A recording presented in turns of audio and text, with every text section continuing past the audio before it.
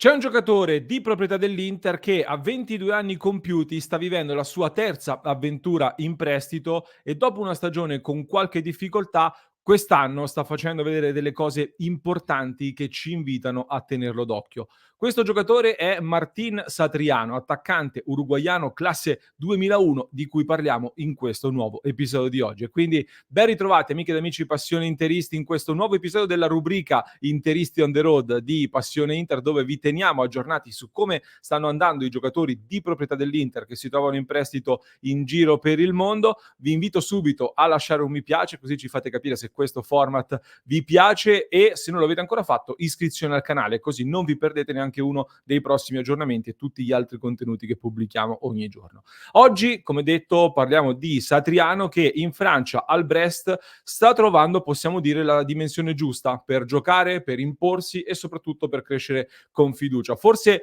lo ricorderete infatti che l'attaccante uruguaiano già nel gennaio del 2022, dopo una prima parte di stagione in prima squadra all'Inter, si era trasferito per 6 mesi in prestito proprio al Brest, dove aveva raggiunto un altro interista, Agumé, che si trova lì sempre in prestito. E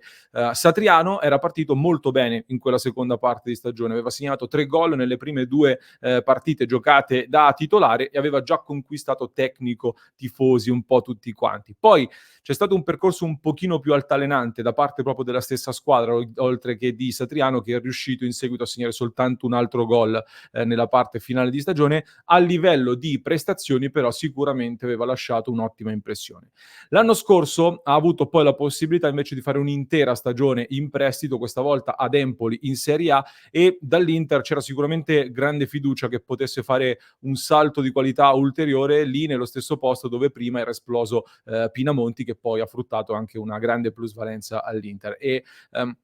da quello che sapevo ai tempi, ecco, diciamo che l'Inter mandava Satriano ad Empoli proprio con grande fiducia nel poter valorizzare ancora una volta in maniera importante un altro attaccante in una piazza tranquilla, con un bel gioco e che poteva metterlo nelle condizioni giuste. In realtà, però, con il cambio con Zanetti in panchina, il gioco offensivo di Andreazzoli, che aveva valorizzato Pinamonti prima, si è un po' perso, e Satriano quindi ha messo insieme comunque 31 presenze in totale con vari spezzoni, ma dopo una prima parte di stagione più presente anche da titolare, nella seconda parte ha finito indietro nelle gerarchie, anche qualche panchina di troppo, quindi ha chiuso con soltanto 2 gol segnati e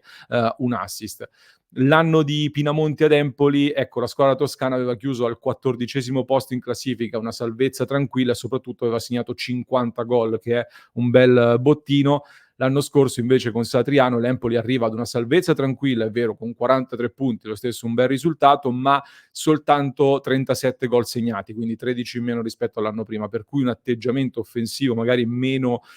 spinto, e un po' ne ha risentito quindi anche la valorizzazione di Satriano e dell'attacco. Per cui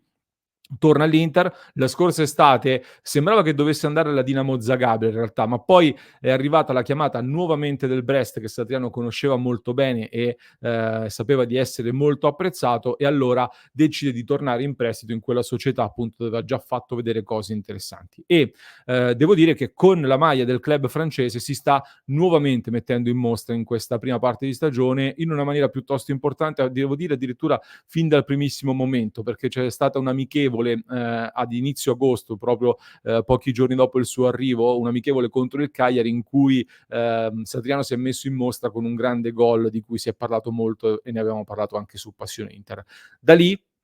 inizia un nuovo percorso per Satriano che, lo dico subito, sta segnando poco, anzi devo dire che nell'ultima sfida prima della sosta per le nazionali Satriano è entrato dalla panchina contro il Tolosa che stava vincendo 1-0, quindi il Brest di Satriano era sotto, subentra attorno al 65esimo e segna il gol del pareggio proprio in pieno recupero, ed è stato questo il suo primo gol ufficiale in questa stagione. Dopo 8 partite quindi è fermo ad un gol segnato. Ma in una squadra che per valore della rosa sarebbe quintultima in campionato in Francia, con un'età media, dovrebbe essere la seconda età media più alta della Ligue 1, e una squadra che punta quasi esclusivamente su giocatori francesi, visto che è rosa soltanto 6 stranieri, tutte le altre società ne hanno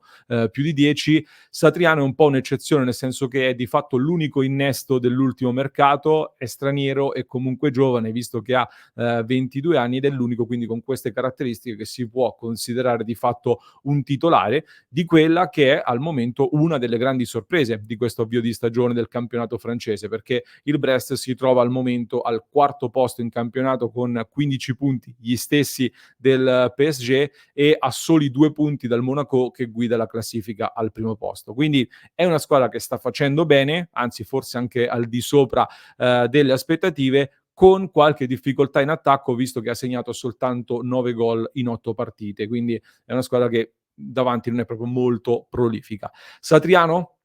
come detto, per essere un attaccante importante ovviamente deve migliorare il suo feeling con il gol, ma intanto per il tecnico Roy è già un giocatore molto importante perché supporta la manovra, mantiene gli equilibri di gioco, soprattutto si applica molto anche nel primo pressing, anche nella riaggressione e in generale nel lavoro senza palla fa un grande gioco proprio a favorire tutta quanta la squadra. Per questo fino a qui, almeno per una manciata di minuti, è sempre stato utilizzato dall'allenatore in tutte le partite che si sono giocate fino ad ora, e per un giocatore che deve crescere, che sta cominciando a macinare quindi presenze ed esperienze tra i professionisti, è sicuramente un elemento molto importante. Gioca con la maglia numero 7 sulle spalle, ma non gioca da 7, nel senso che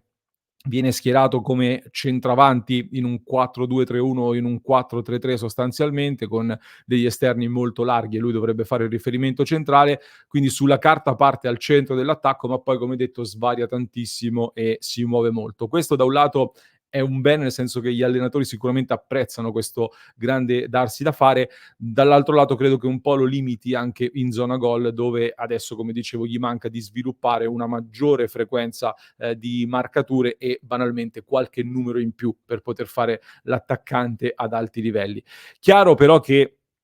farlo in una squadra un po' più difensiva, che non segna tantissimo e non mette l'attaccante nelle condizioni di segnare tantissimo, non è probabilmente una cosa semplice. L'esperienza al Brest però in generale si sta rivelando ancora una volta molto importante per Satriano, e quindi adesso vi chiedo: vista la situazione in attacco dell'Inter, secondo voi avrebbe fatto comodo tenerlo? Potrebbe essere una possibilità quella di provare a richiamarlo dal prestito? Magari diventerà, secondo voi, Satriano un giocatore importante da inserire nelle rotazioni dell'Inter nel prossimo futuro? Lo chiedo a voi, sono curioso di leggere i vostri commenti, fatemi sapere che cosa ne pensate, e vi chiedo anche di farmi sapere di quale altro giocatore in prestito di proprietà dell'Inter vorreste una scheda, un approfondimento nei prossimi giorni, così ci lavoriamo. Lasciatemelo qui sotto nei commenti. Io nel frattempo vi invito a fare un salto su passioneinter.club per sostenere il nostro progetto ed entrare a far parte della nostra community. Se non lo avete ancora fatto, vi aspettiamo con interisti da tutto il mondo su passioneinter.club, e vi lascio, per chi ci ascolta in podcast, un link ad un altro approfondimento da non perdere. Lo trovate in descrizione. Per chi ci segue da YouTube invece vi basta cliccare qui.